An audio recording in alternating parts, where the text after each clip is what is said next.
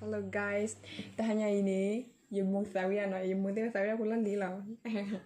Kaya ini, kaya wala, yung mong sawi na baka, pagkila sawi tepla, yung kena mo, awen di wala, yung kena, pe awen di tebla yung kena mo malam. Kita tebla nyadi lah yung mong kelima. Kau bela dan yung di sawi na, kaya di hekila yung mong. Salah.